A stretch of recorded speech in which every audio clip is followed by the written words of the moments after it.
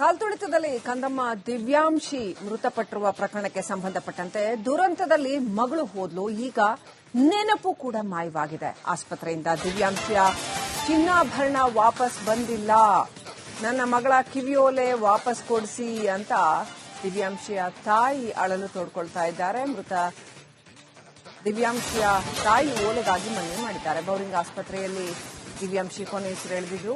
4 ಬಾರಿ ಕರೆ ಮಾಡಿದ್ರು ಕೂಡ ಆಭರಣ ವಾಪಸ್ ನೀಡಿಲ್ಲ ಅಂತ ದಿವ್ಯಾಂಶಿ ಅವರ ತಾಯಿ ಹೇಳ್ತಾ ಇದ್ದಾರೆ.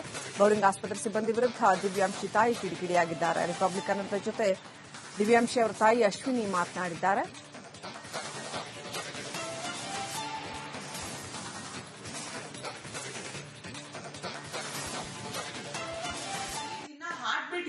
First aid things, whatever to be done, because she is in states. Nam tande tayige enadru adre we have to survive ourselves before coming before going for any medical help. Now salpa madlebeku. So we knew all these things.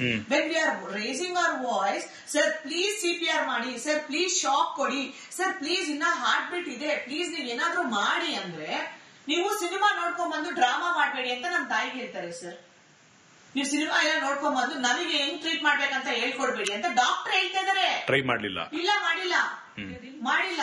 They didn't even do anything. ಇಲ್ಲ madam ಟ್ಯೂಬಿಲ್ stable ಆಗ್ಬಿಟ್ಟಿದೆ, ಇಲ್ಲ madam ಏನೋ ವಯಸ್ಸಿಲ್ಲ sir ಅವ್ರ ಹತ್ರ, ಏమంటారు ECG ವಯಸ್ಸಿಲ್ಲ sir ಅವ್ರ ಹತ್ರ, ECG flat ಬರ್ತದೆ ಅಂತಾರೆ. ವಯಸ್ಸಿಲ್ಲ. Without wires how can you know what how is the ECG graph ಅಂತ? ವಯಸ್ಸಿಲ್ಲ ಅವ್ರ ಹತ್ರ, ಟ್ರೈ ಮಾಡ್ಲೇ ಇಲ್ಲ. ಕರೆಂಟ್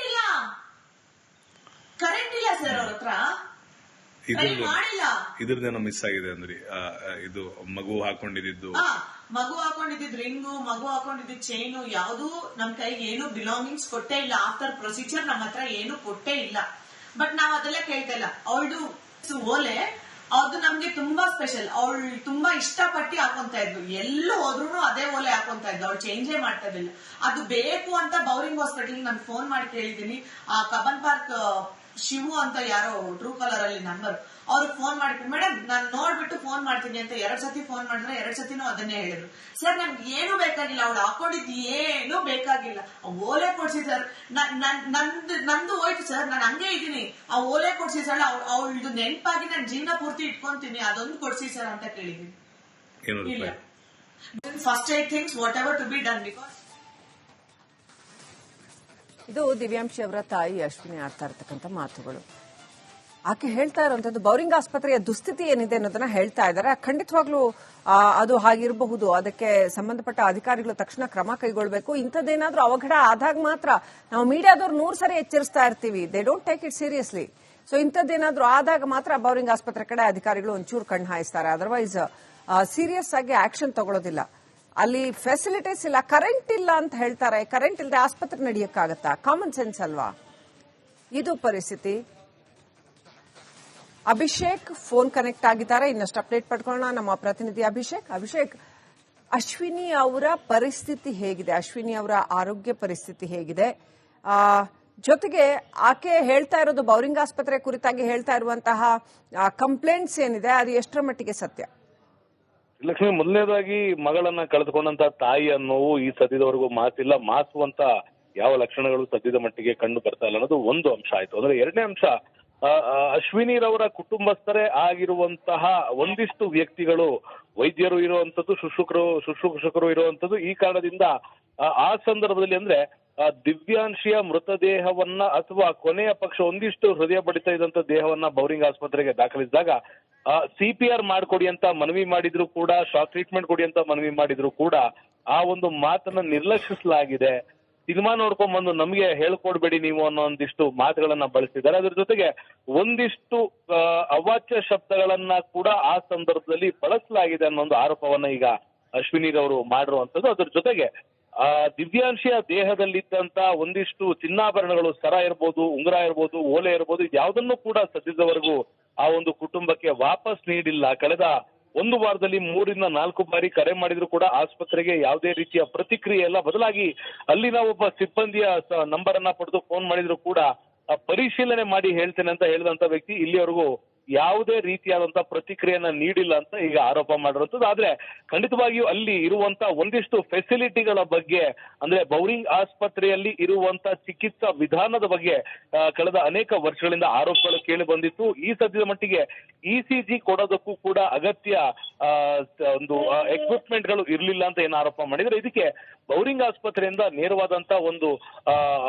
ರಿಪ್ಲೈ ಅನ್ನ ನಾವು ಕಾದು ನೋಡ್ತಾ ಇರುವಂತದ್ದು. ಖಂಡಿತವಾಗಿಯೂ ಸರ್ಕಾರಿ ಆಸ್ಪತ್ರೆಗಳಲ್ಲಿನ ಒಂದಿಷ್ಟು ವೈದ್ಯರ ವಿಚಾರವಾಗಿ ಆರೋಪಗಳು ಕೇಳಿ ಬಂದಿತ್ತು. ಅವರು ಮಾತನಾಡುವ ವ್ಯವಧಾನದ ಕುರಿತು ಕೂಡ ಆರೋಪ ಕೇಳಿ ಬಂದಿತ್ತು. ಇದನ್ನ ಸರಿಪಡಿಸ್ತೇನೆ ಅಂತ ಕಳೆದ ಅನೇಕ ಸರ್ಕಾರಗಳಲ್ಲಿ ಸಚಿವರು ಹೇಳಿದ್ದಾರೆ. ಆದ್ರೆ ಇಲ್ಲಿವರೆಗೂ ಸರಿ ಹೋಗಿಲ್ಲ ಅನ್ನುವಂಥದ್ದು ಅಶ್ವಿನಿಯವರ ಮಾತಿಂದ ಗೊತ್ತಾಗ್ತಿರುವಂತದ್ದು. ಆದ್ರೆ ಕಾದು ನೋಡ್ಬೇಕಾಗಿದೆ ಬೌರಿಂಗ್ ಆಸ್ಪತ್ರೆಯ ಹಿರಿಯ ಅಧಿಕಾರಿಗಳು ಯಾವ ರೀತಿ.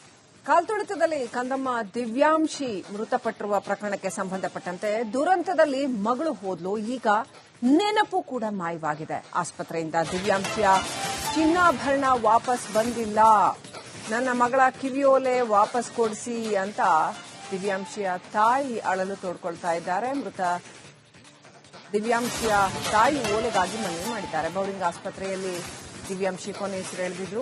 4 ಬಾರಿ ಕರೆ ಮಾಡಿದ್ರು ಕೂಡ ಆಭರಣ ವಾಪಸ್ ನೀಡಿಲ್ಲ ಅಂತ ದಿವ್ಯಾಂಶಿ ಅವರ ತಾಯಿ ಹೇಳ್ತಾ ಇದ್ದಾರೆ. ಬೌರಿಂಗ್ ಆಸ್ಪತ್ರೆ ಸಿಬ್ಬಂದಿ ವಿರುದ್ಧ ದಿವ್ಯಾಂಶಿ ತಾಯಿ ಕಿಡಿಕಿಡಿಯಾಗಿದ್ದಾರೆ. ರಿಪಬ್ಲಿಕ್ ಕನ್ನಡದ ಜೊತೆ ದಿವ್ಯಾಂಶಿ ಅವರ ತಾಯಿ ಅಶ್ವಿನಿ ಮಾತನಾಡಿದ್ದಾರೆ.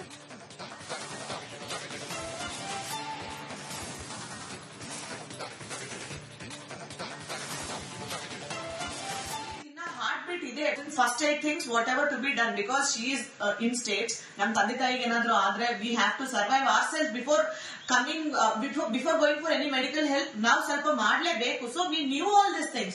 When we are raising our voice, sir please CPR ಮಾಡಿ, sir please shock ಕೊಡಿ, sir please ಇನ್ನ ಹಾರ್ಟ್ ಬೀಟ್ ಇದೆ, ಪ್ಲೀಸ್ ನೀವು ಏನಾದರೂ ಮಾಡಿ ಅಂದ್ರೆ ನೀವು ಸಿನಿಮಾ ನೋಡ್ಕೊಂಡ್ ಬಂದು ಡ್ರಾಮಾ ಮಾಡಬೇಡಿ ಅಂತ ನಮ್ಮ ತಾಯಿಗೆ ಹೇಳ್ತಾರೆ. ಸರ್ ನೀವು ಸಿನಿಮಾ ಎಲ್ಲ ನೋಡ್ಕೊಂಡ್ ಬಂದು ನಮಗೆ ಹೆಂಗ್ ಟ್ರೀಟ್ ಮಾಡ್ಬೇಕಂತ ಹೇಳ್ಕೊಡ್ಬೇಡಿ ಅಂತ ಡಾಕ್ಟರ್ ಹೇಳ್ತಾ ಇದಾರೆ. ಟ್ರೈ ಮಾಡ್ಲಿಲ್ಲ, ಇಲ್ಲ ಮಾಡಿಲ್ಲ. They didn't even do anything. ಇಲ್ಲ ಮೇಡಮ್ ಪ್ಯೂಪಿಲ್ ಸ್ಟೇಬಲ್ ಆಗ್ಬಿಟ್ಟಿದೆ, ಇಲ್ಲ ಮೇಡಮ್ ಏನೋ ವಯಸ್ಸಿಲ್ಲ ಸರ್ ಅವ್ರ ಹತ್ರ, ಏమంటారు ECG ವಯಸ್ಸಿಲ್ಲ ಸರ್ ಅವ್ರ ಹತ್ರ, ECG ಫ್ಲಾಟ್ ಬರ್ತದೆ ಅಂತಾರೆ, ವಯಸ್ಸಿಲ್ಲ. Without wires how can you know how is the ECG graph ಅಂತ?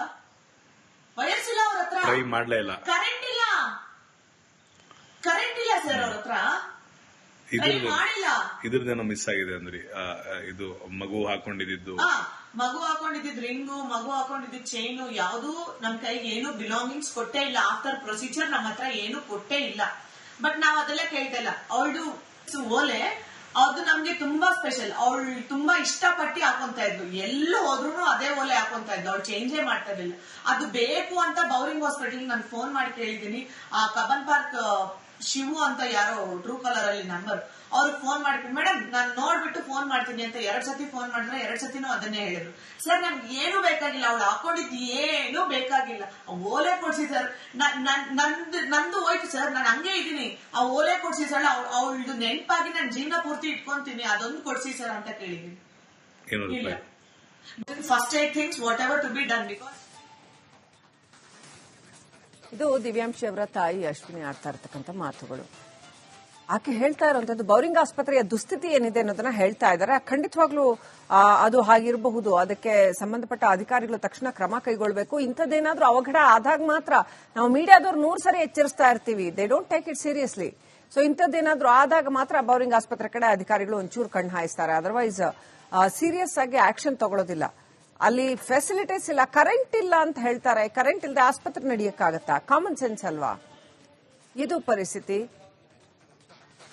ಅಭಿಷೇಕ್ ಫೋನ್ ಕನೆಕ್ಟ್ ಆಗಿದ್ದಾರೆ, ಇನ್ನಷ್ಟು ಅಪ್ಡೇಟ್ ಪಡ್ಕೊಳ್ಳೋಣ. ನಮ್ಮ ಪ್ರತಿನಿಧಿ ಅಭಿಷೇಕ್, ಅಶ್ವಿನಿ ಅವರ ಪರಿಸ್ಥಿತಿ ಹೇಗಿದೆ? ಅಶ್ವಿನಿ ಅವರ ಆರೋಗ್ಯ ಪರಿಸ್ಥಿತಿ ಹೇಗಿದೆ?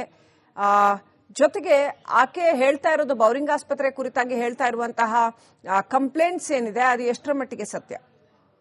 ಲಕ್ಷ್ಮಿ, ಮೊದಲನೇದಾಗಿ ಮಗಳನ್ನ ಕಳೆದುಕೊಂಡಂತ ತಾಯಿಯ ನೋವು ಈ ಸದ್ಯದವರೆಗೂ ಮಾತಿಲ್ಲ, ಮಾಸುವಂತ ಯಾವ ಲಕ್ಷಣಗಳು ಸದ್ಯದ ಮಟ್ಟಿಗೆ ಕಂಡು ಬರ್ತಾ ಇಲ್ಲ ಅನ್ನೋದು ಒಂದು ಅಂಶ ಆಯ್ತು. ಅಂದ್ರೆ ಎರಡನೇ ಅಂಶ, ಅಶ್ವಿನಿರವರ ಕುಟುಂಬಸ್ಥರೇ ಆಗಿರುವಂತಹ ಒಂದಿಷ್ಟು ವ್ಯಕ್ತಿಗಳು, ವೈದ್ಯರು ಇರುವಂತದ್ದು, ಶುಶ್ರೂಷಕರು ಇರುವಂತದ್ದು, ಈ ಕಾರಣದಿಂದ ಆ ಸಂದರ್ಭದಲ್ಲಿ ಅಂದ್ರೆ ದಿವ್ಯಾಂಶಿಯ ಮೃತದೇಹವನ್ನ ಅಥವಾ ಕೊನೆಯ ಪಕ್ಷ ಒಂದಿಷ್ಟು ಹೃದಯ ಬಡಿತ ಇದ್ದಂತ ದೇಹವನ್ನ ಬೌರಿಂಗ್ ಆಸ್ಪತ್ರೆಗೆ ದಾಖಲಿಸಿದಾಗ CPR ಮಾಡ್ಕೊಡಿ ಅಂತ ಮನವಿ ಮಾಡಿದ್ರು ಕೂಡ, ಶಾಕ್ ಟ್ರೀಟ್ಮೆಂಟ್ ಕೊಡಿ ಅಂತ ಮನವಿ ಮಾಡಿದ್ರು ಕೂಡ ಆ ಒಂದು ಮಾತನ್ನ ನಿರ್ಲಕ್ಷಿಸಲಾಗಿದೆ.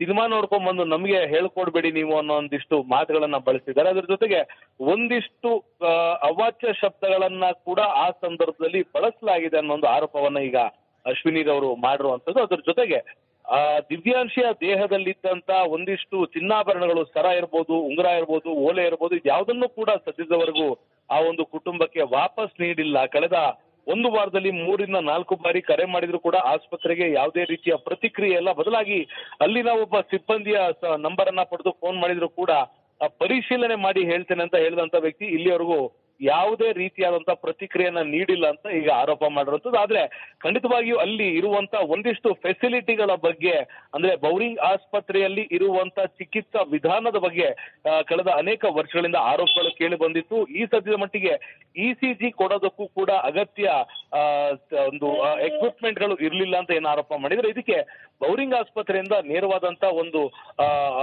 ರಿಪ್ಲೈ ಅನ್ನ ನಾವು ಕಾದು ನೋಡ್ತಾ ಇರುವಂತದ್ದು. ಖಂಡಿತವಾಗಿಯೂ ಸರ್ಕಾರಿ ಆಸ್ಪತ್ರೆಗಳಲ್ಲಿನ ಒಂದಿಷ್ಟು ವೈದ್ಯರ ವಿಚಾರವಾಗಿ ಆರೋಪಗಳು ಕೇಳಿ ಬಂದಿತ್ತು. ಅವರು ಮಾತನಾಡುವ ವ್ಯವಧಾನದ ಕುರಿತು ಕೂಡ ಆರೋಪ ಕೇಳಿ ಬಂದಿತ್ತು. ಇದನ್ನ ಸರಿಪಡಿಸ್ತೇನೆ ಅಂತ ಕಳೆದ ಅನೇಕ ಸರ್ಕಾರಗಳಲ್ಲಿ ಸಚಿವರು ಹೇಳಿದ್ದಾರೆ. ಆದ್ರೆ ಇಲ್ಲಿವರೆಗೂ ಸರಿ ಹೋಗಿಲ್ಲ ಅನ್ನುವಂಥದ್ದು ಅಶ್ವಿನಿಯವರ ಮಾತಿಂದ ಗೊತ್ತಾಗ್ತಿರುವಂತದ್ದು. ಆದ್ರೆ ಕಾದು